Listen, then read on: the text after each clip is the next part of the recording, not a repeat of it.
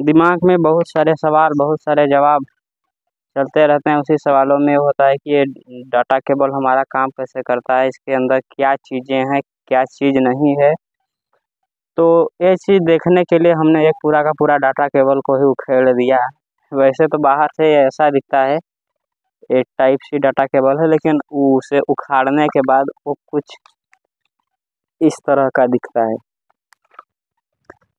ये इस data cable में 4 फेस होते हैं उसकी बुकड़ी निकालने के बाद, जो कि आप देख सकते हैं। लेकिन एक चीज़ और मन में सवाल था कि कीपैड में का चार्जर भी हमने कभी काटा था तो उसमें 2 ही फेस होते हैं, तो उसका भी हमने जो चार्जर है उसको छील लिया है, उसमें 2 फेस हैं, ये देख सकते हैं, इसमें 2 ही फेस हैं।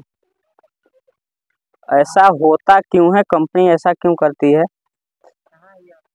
इसी चीज़ के बारे में हम जानेंगे कि डाटा केबल में 4 फेस और नॉर्मल चार्जर में 2 फेस होते क्यों हैं।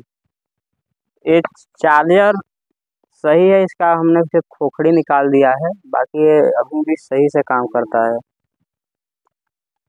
तो दिखाने के लिए हम पूरा इसको नंगा कर दिए हैं। अब रह गई बात इस पे कि डाटा केबल आखिर काम कैसे करता है। ये डाटा केबल जब हम चार्जर में लगाते हैं तो इसके बाद ये दूसरा सिरा हम अपने मोबाइल में लगाते हैं। यहाँ पे जो इसका सीसी कनेक्टर, चार्जिंग कनेक्टर बना होता है, इस तरह से अटैच होता है ऐसे। जब हम इसे अटैच करते हैं तो हमारे सीपीयू को एक मैसेज जाता है कि चार्जिंग कनेक्टर हो गया है, जबकि इसमें आप ये जो लाल और नीला तार देख रहे हैं, ये इसका काम है मेन पावर देना। ये पावर देता है, उसके बाद यहाँ से ओवीपी आईसी से होते हुए ये सीधे हमारी रैम सीपीयू में जाता है, वहाँ से सीपीयू से फिर सिग्नल रिसीव होता है। सिग्नल रिसीव होने के बाद ही हमारी फ़ोन चार्ज होती है।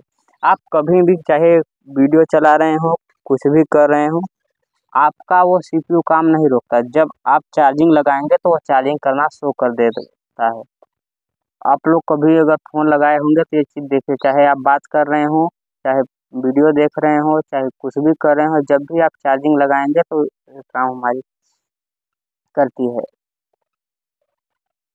अब इसके अंदर 4 फेस होते हैं। मान लीजिए कि कीपैड में तो नहीं, लेकिन जो कीपैड में भी इसमें जो सीसी कनेक्टर में 4 ही फेस होते हैं, मगर उसमें डाटा केबल की ज़रूरत नहीं होती, इसलिए उसके चार्जर में 2 ही फेस दिए जाते हैं, क्योंकि जो सॉफ्टवेयर का काम होता है वो डाटा केबल से होता है। तो डाटा केबल और नॉर्मल चार्जर हम आपको दिखा दिए। अब जो है कि वायरलेस चार्जर भी आपको दिखा दे रहे हैं। ये वायरलेस चार्जर है जो कि अल्ट्रा के वॉच में आप लोगों को मिलता होगा। ये वायरलेस चार्जर कैसे काम करता है, इसके अंदर के स्ट्रक्चर आपको दिखा दे रहे हैं। 1 मिनट रुकिए रहिएगा, आपको दिखा दे रहे हैं। आप अंदर से देख लीजिए कि इसका मैकेनिज्म किस तरह का होता है।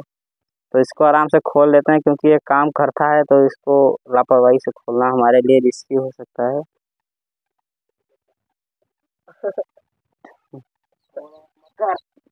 आइए, अब यूं इसके नीचे जो होता है कॉयल लगा होता है, देखिए इसका कुछ इस तरह का स्ट्रक्चर है। अगर भाई साहब आप जूम करेंगे तो यहाँ पे आपको नीचे की तरफ कॉयल लगा हुआ दिखेगा।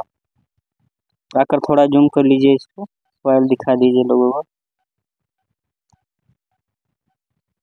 भाई लोग आप इसमें इस साइड से देख सकते हैं जो कॉयल लगा होगा, इसको जूम कीजिएगा।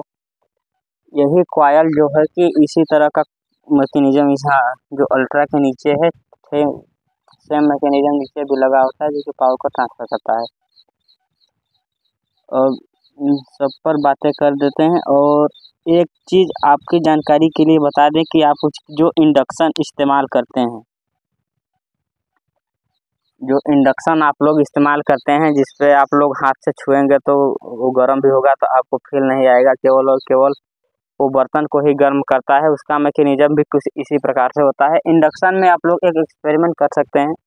जो कॉपर का तार 2-3 मीटर लीजिए, उसके एक जो हेडलाइट 12 वोल्ट की बल्ब होती है, उसके दोनों सिरे पर जोड़कर इंडक्शन जो आप लोग कॉपर का वायर लिए हैं उसे लपेट कर इंडक्शन के ऊपर रख के आप जब इंडक्शन चालू करेंगे तो वो जल जाएगा, क्योंकि वो भी इसी मैकेनिज़्म से काम करता है।